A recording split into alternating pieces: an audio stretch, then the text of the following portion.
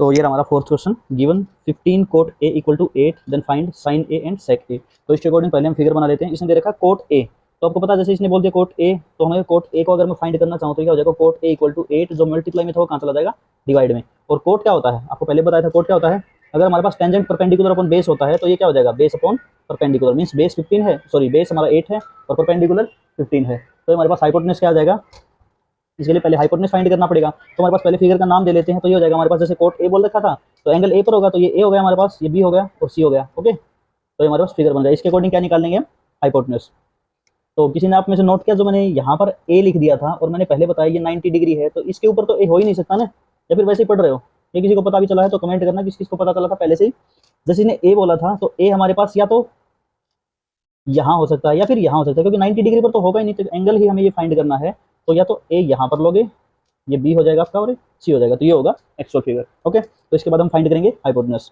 तो cot A बोला था तो ए पर हमारे पास ये हो गया बेस, तो बेस कितना था इसमें 8, तो परपेंडिकुलर कितना हो जाएगा 15, और इसके अकॉर्डिंग ये फाइंड करेंगे तो हाइपोटेन्यूज क्या हो जाएगा, under root 15 square plus 8 square.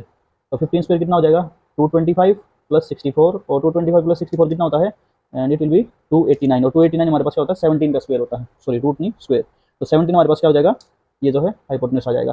अब इसमें फाइंड क्या करना था, साइन ए, तो वहीं पहुंच जाओ, साइन ए मतलब ए ये बेस होगा, और साइन क्या होता है परपेंडिकुलर मीन्स 15, और डिवाइड में हाइपोटेन्यूज 17। और नेक्स्ट इसी टाइप से सेक ए क्या हो जाएगा आपके पास, सेक क्या होता है, सेक होता है कोस का इनवर्स, कोस का रेसिप्रोकल। कोस क्या होता है, बेस अपॉन हाइपोटेन्यूज, तो ये क्या हो जाएगा हाइपोटेन्यूज अपॉन बेस। हाइपोटेन्यूज कितना है वो तो चेंज होता ही नहीं हमारे पास, परपेंडिकुलर जहाँ होता है उसके अपोजिट में मिलता है बिल्कुल। 17 डिवाइड बेस कितना इसमें, बेस यहाँ पर देख लो ना, वो तो इसने ए के अलोंग बोला था, ए के अलोंग बेस कहाँ होगा 8, तो ये हमारे पास क्या होगा सेक ए। तो आपका साइन ए एंड सेक ए दोनों फाइंड हो चुके हैं। तो इसके बाद चलते हैं नेक्स्ट क्वेश्चन 5 पर। ये हमारे पास क्वेश्चन नंबर 5 है। इसमें दे रखा है given sec theta equal to 13/12, और इसमें कैलकुलेट करना है ऑल ट्रिग्नोमेट्रिक रेशियो। जैसे हमने पिछले क्वेश्चन में किया था, कहीं पर साइन ए फाइंड करवा रहा था, कहीं पर कोस ए फाइंड करवा रहा था, तो इसमें क्या बोल दिया इसने ऑल ट्रिग्नोमेट्रिक रेशियो। तो इसमें हमें 6 गेस है, जो 6 ट्रिग्नोमेट्रिक रेशियो होते हैं, साइन, कोस, सेक, कोसेक, टेन और कोट, तो ये 6 गेस है, एक में ही फाइंड करने हैं। तो देखिए आपको ये सोल्व करके दिखाते हैं, 1 मिनट में कैसे काट के रख देंगे इसको, सारे सॉल्यूशन 1 सेकंड में दिखाते हैं आपको। देखो सबसे पहले सेकंड सेक ले रखा, तो डायग्राम के अकॉर्डिंग क्या हो जाएगा हमारे पास, ये फिगर था, तो थीटा जो बोला था, तो जैसे हमने पीछे ए ले रखा था तो इसमें थीटा ले लिया, तो सेम उसी टाइप से थीटा यहाँ बना लो या फिर यहाँ बना लो। तो हम थीटा को अगर यहाँ मान देते हैं तो सेक थीटा ये हो गया। अब सेक थीटा, सेक होता क्या है, बेस का उसका सॉरी कोस का रेसिप्रोकल, तो कोस हमारे पास क्या होता है बेस अपॉन हाइपोटेन्यूज, तो ये क्या हो जाएगा sec theta is equal to hypotenuse upon base, means 13 तो हाइपोटेन्यूज होगा और बेस कितना होगा 12, और बेस कौन सा होगा थीटा के ऊपर वाला, तो ये होगा बेस, और ये हमारे पास कितना होगा हाइपोटेन्यूज 13, मीन्स ये वाला फाइंड करना हमें। तो इसको इजीली फाइंड कर सकते हैं हम, परपेंडिकुलर इक्वल टू क्या हो जाएगा हमारे पास, under root 13 square minus 12 square, वही पाइथागोरस लगा रहे हैं इसमें भी, 169 माइनस 144 करोगे तो कितना आ जाएगा 25, और 25 किसका रूट होता है जो हम पहले भी सोल्व कर चुके हैं 5, तो ये हमारे पास कितना आ गया 5। अब देखो 1 मिनट में कैसे सारे क्वेश्चन सोल्व होते जाते हैं, तो इसमें सबसे पहले साइन थीटा फाइंड करते हैं।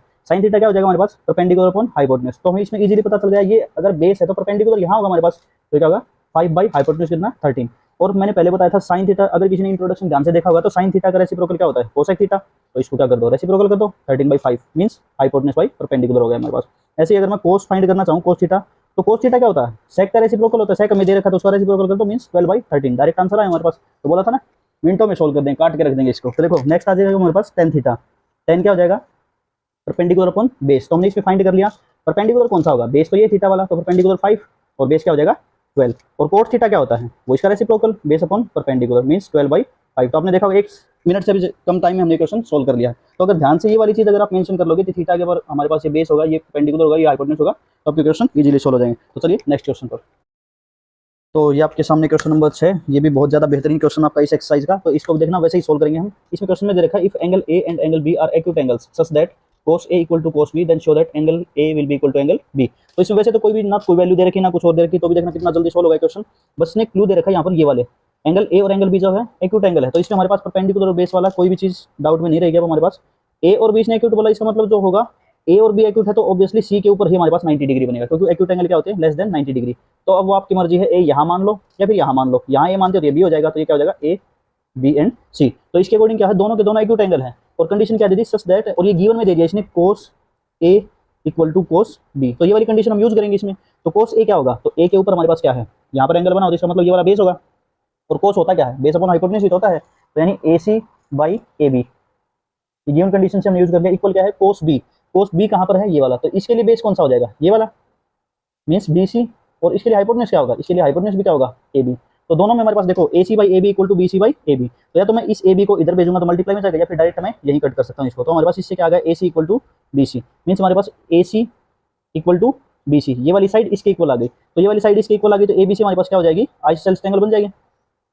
और आइसोसेलेस ट्रायंगल में आपको पता है कि जो दो साइड आपस में इक्वल होती है तो उनके एडजेसेंट एंगल भी आपस में क्या हो जाते हैं, इक्वल हो जाते हैं, अपोजिट एंगल। जैसे ये वाली साइड हो गई, इसके ये वाला अपोजिट है, इस साइड के अपोजिट ये वाला है, so angle A will be equal to angle B. तो ये हमारे पास क्या होगा, ट्रू हो गया। तो देखा आपने कितना आसान क्वेश्चन था, वैसे देखने में ये लग रहा था कोई भी वैल्यू नहीं है, लेकिन क्वेश्चन बहुत इजी था। ये जो रिजल्ट दे रखा था इसको यूज करके बस आपको क्या रखना था, perpendicular upon base upon hypotenuse और बेस अपॉन हाइपोटेनस की फॉर्म में रखना था, जिसमें एक ए क्या हो जाएगा बेस, इसमें बी वाला बेस हो जाएगा। तो आपका क्वेश्चन नंबर 6 सॉल्व हो चुका है।